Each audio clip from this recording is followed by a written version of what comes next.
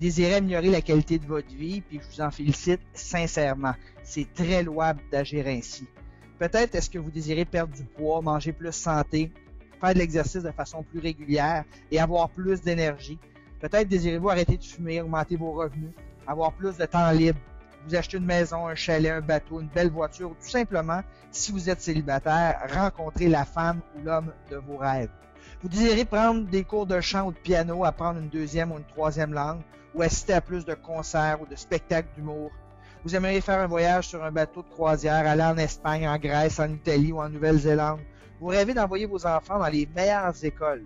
Ou peut-être, rêvez-vous peut-être un jour de mettre sur pied une fondation afin de pouvoir donner $1 million à une cause qui vous tient à cœur. Peu importe quels sont vos rêves, réalisez que vous possédez à l'intérieur de vous cet immense pouvoir que d'avoir, faire et être tout ce que vous désirez dans la vie. Définir vos objectifs, c'est tout simplement établir vos priorités dans la vie. Il est ensuite beaucoup plus facile de décider des endroits les plus favorables où on doit investir notre temps et notre énergie. Définir vos objectifs vous aide à garder le cap au milieu de l'agitation quotidienne et à ne pas perdre de vue l'essentiel. Un jeune peut aller à l'école pendant 17 ans, sortir de l'université et ne jamais avoir appris comment se fixer des objectifs et les atteindre. Incroyable! On va lui apprendre le français, les mathématiques, la poésie, l'algèbre, les formules chimiques, la philosophie, mais jamais à se fixer des objectifs et les atteindre. L'homme devient vieux quand les regrets ont pris la place de ses rêves. Je crois qu'il avait bien raison.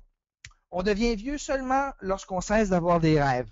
On devient vieux lorsqu'on passe plus de temps à passer à son passé qu'à son avenir. Dans cette optique, je connais des jeunes de 20 ans qui sont déjà vieux et des personnes de 75 ans qui sont encore très jeunes. Ne pas se fixer d'objectifs dans sa vie, c'est comme partir en mer sur un bateau sans gouvernail. À quoi est-ce que vous vous exposez? Eh bien, à vous faire balloter par les vagues, à devoir tourner en rond, à jamais arriver à destination, et vous risquez fort de vous échouer sur des récifs et couler. C'est la même chose pour votre vie. À quoi bon d'être doté du plus grand potentiel de réussite au monde si vous n'avez pas d'objectif? À quoi ça sert de posséder le plus splendide bateau du monde si vous n'avez pas de gouvernail? Sans gouvernail, vous êtes ni plus ni moins condamné à rester au quai toute votre vie. En tant que capitaine de votre propre navire, il vous faut un excellent gouvernail. Vous devez avoir un objectif majeur et savoir où vous allez, sinon les autres décideront pour vous.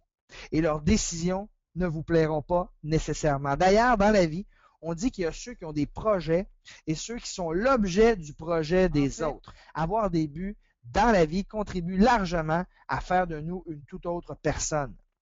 Lorsque vous fixez des objectifs et que vous travaillez vers leur accomplissement, les principaux bénéfices que vous obtenez ne seront pas seulement des récompenses matérielles, mais plutôt la personne que vous devenez dans le processus. Vous savez, l'argent, les maisons, les chalets, les voitures, les motos, les bateaux, les belles personnes qui vous entourent, le pouvoir, l'influence, la gloire, tout ça peut disparaître même très rapidement dans le cas d'un incendie, par exemple.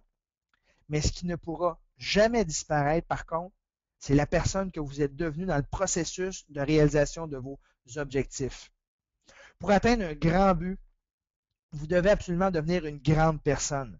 Vous devez absolument apprendre de nouvelles habiletés, développer de nouvelles qualités, manifester de meilleures attitudes, créer des liens avec des nouvelles personnes et devenir un meilleur leader.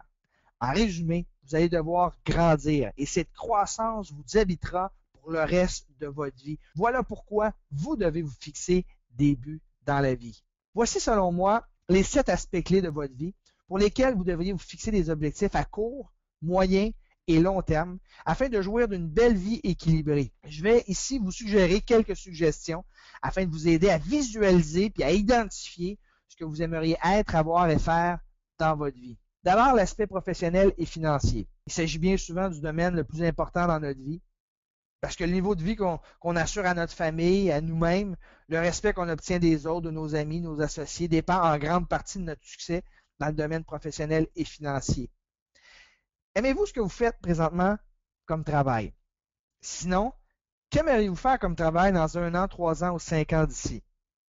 Avez-vous présentement l'impression de vous accomplir dans votre carrière et d'atteindre votre plein potentiel? Quel niveau de responsabilité recherchez-vous? Aimeriez-vous obtenir une promotion, par exemple? De quelle autorité, de pouvoir, prestige aimeriez-vous jouir un jour? À quel degré hiérarchique aimeriez-vous vous situer? Vous savez, il est légitime d'espérer gagner autant d'argent que vous le voulez. Parce que l'argent, c'est qu'une mesure de la valeur du service rendu. Plus vous allez rendre de service à un plus grand nombre de personnes dans la vie, bien, plus vous gagnerez d'argent. C'est aussi simple que ça. Cessez de croire que l'argent, c'est pas important. Croyez-moi, il est beaucoup mieux d'en avoir qu'en devoir. En somme, l'argent est aussi important que le bien-être qu'il nous procure. Qu'on pense au fait de pouvoir choisir ses horaires de travail, aux vacances en famille ou les soins de santé, par exemple. En fait, ce que l'argent nous procure, c'est surtout la liberté. Il sert à nous enlever une certaine pression afin que nous puissions poursuivre nos rêves et vivre ce qui est vraiment important pour nous. Combien d'argent croyez-vous gagner le mois prochain, l'an prochain ou dans 5 ans? Quelle somme d'argent aimeriez-vous accumuler au cours de votre vie? Combien d'argent souhaitez-vous laisser à vos enfants ou à une fondation en héritage un jour? Voyons comment précisément vous devriez vous fixer des objectifs. Je vous suggère une stratégie très simple en 6 étapes. À chaque début d'année, pour chacun de vos objectifs principaux, je vous suggère de remplir une grille de fixation d'objectifs. Cet exercice, devrait vous prendre moins de 10 minutes pour chacun de vos objectifs majeurs. Encore une fois, cette grille contient 6 étapes. La première étape consiste à identifier votre projet par écrit. Il faut d'abord définir votre objectif le plus précisément possible.